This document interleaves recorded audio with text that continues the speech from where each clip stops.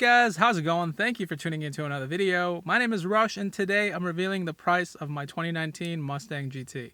So a lot of you guys have asked in the previous videos how much I ended up getting the car for. As you guys know, I spent a lot of time shopping around and looking at different options and different cars, and I really did my homework and made sure that I was getting a good deal on this car. So today I'm revealing the price that I was able to get. I got a pretty good discount, but it did come at about a week and a half or 2 weeks of kind of shopping around, looking around, and talking to different dealerships. I also want to walk you through the process I went to and how I know that I got a pretty good deal on this car. So first things first, I began my search by looking at all the different incentives and the deals that were offered out there. I contacted a lot of dealerships, but one thing I didn't do is I didn't go into the dealership on foot. A lot of the times I would talk to the dealership's internet sales department, and I feel like that's the best way to get things started. Now, the reason I say that's the best way to get things started is because if you go into the dealership on foot, a lot of times they're going to go ahead and give you what's called a walking price. So anytime you walk into a dealership, they think that you haven't done your research and you are just walking in and trying to buy a car. So they usually give you a very high price to begin with.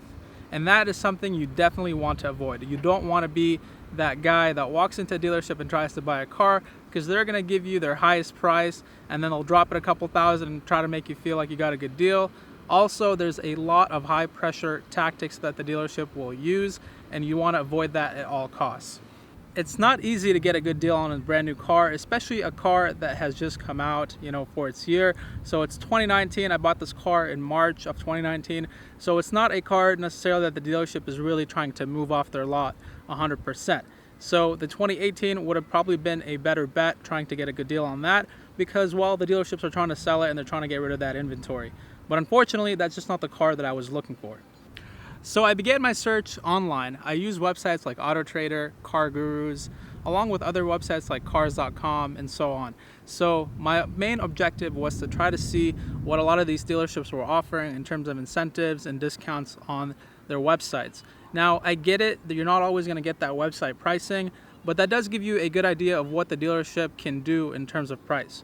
And you can use that as a tool to help lower the price of another dealership. So pretty much you'll go in, ask for that discount. A lot of times they will raise the price and tell you don't qualify for the rebates, but that's okay. At least it'll give you a good step in the right direction of saving a few $1,000s on your new purchase. Now, nothing is going to help you more than making sure that you're a well-educated buyer. So what I want you to do is make sure you do all your homework, understand what the cost of the car is, how much the options are that you're looking for, and understand the incentives that are on the vehicle. And always never ever tell the dealership how much you're willing to spend a month on the car, because they're going to find ways to make that work, and that might necessarily be the best option for you. So one thing you want to make sure you don't do is tell the dealership what your monthly budget is. Because unfortunately, if you do tell them that information, they're going to find ways to get you to that monthly payment, and that might not always be the best interest for you. So it could mean a longer term.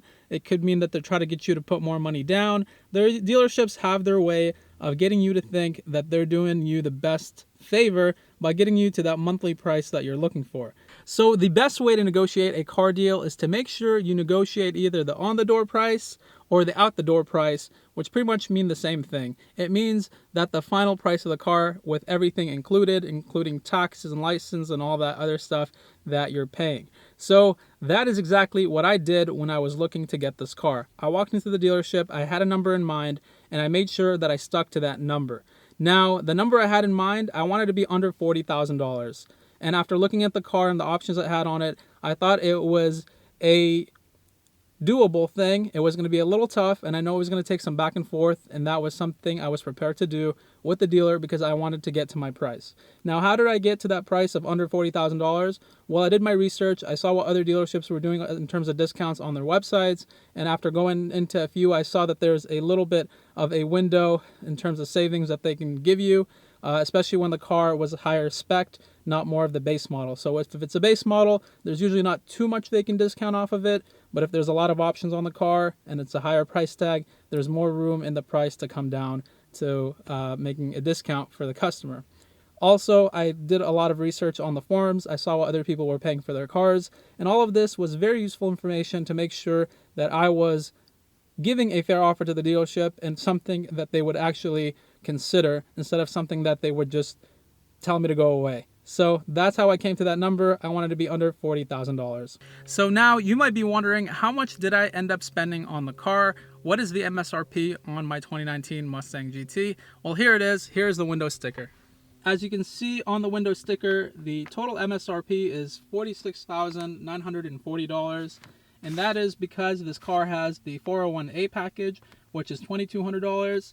It has the advanced or enhanced security package, which is $395. And it also has the GT Performance package, which is $3,995. So that gives us a total with the delivery and destination charges of $46,940. So that is the window sticker for my exact car right here. That tells me how much the car is from the factory. Now it was time to negotiate with the dealer to try to bring the price down. So I walked into the dealership and they were trying to sell me the car for $45,000. Now I get it, that is a little bit of a savings since they applied the rebates from Ford, but that wasn't good enough for what I was doing. And the reason is I knew there was more room to negotiate because A, I was getting my own financing, and B, the car was new and it was a higher spec, so there was more room in the price to come down. So I offered the dealership $38,000. The dealership freaked out at first and said it was no way they could do it. And I knew it was a pretty aggressive offer, so they respectfully told me that's not possible and they're not interested in earning my business at that price point. So next, I told the dealership, okay, give me your on-the-road price for this car.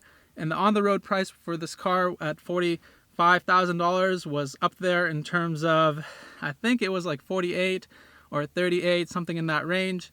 Sorry, not 38, 48 or $49,000 was on the road price without financing. So it was really steep and I wanted to bring that price down. So I offered the dealership that I would go up to $39,000 if they can make the deal right now, this instant.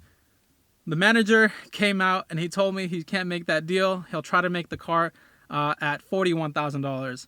And we kept going back and forth and it was a long time. It was about 30 minutes of us going back and forth and him trying to get me to go up on my price, but I stuck to my guns at $39,000 and I told him I'm going to go ahead and leave the dealership now if he wasn't able to meet my needs. So he had to think about it and find ways to make the deal happen. He told me it couldn't be done and I told him, okay, I'm going to leave. He told me to sit back down and that's when he finally caved in and said he would make or find a way to make it happen for me since I really wanted this car and he really wanted to sell the car.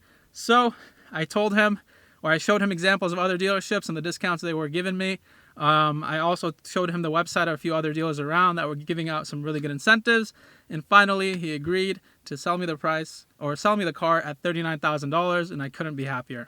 Now, a lot of people don't like negotiating and they know it's a little hard, but trust me, it's worth it, especially when you can knock off $8,000 off the MSRP of a car like this.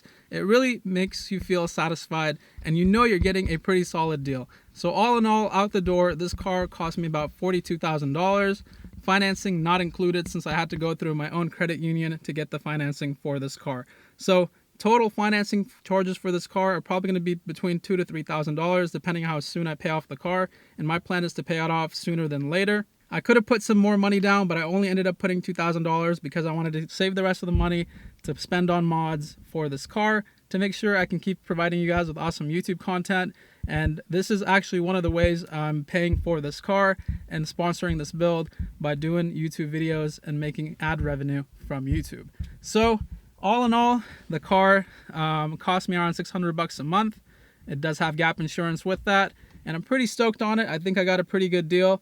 I know some of you guys might have gotten better numbers out there, but let me know what you ended up getting in the comments below.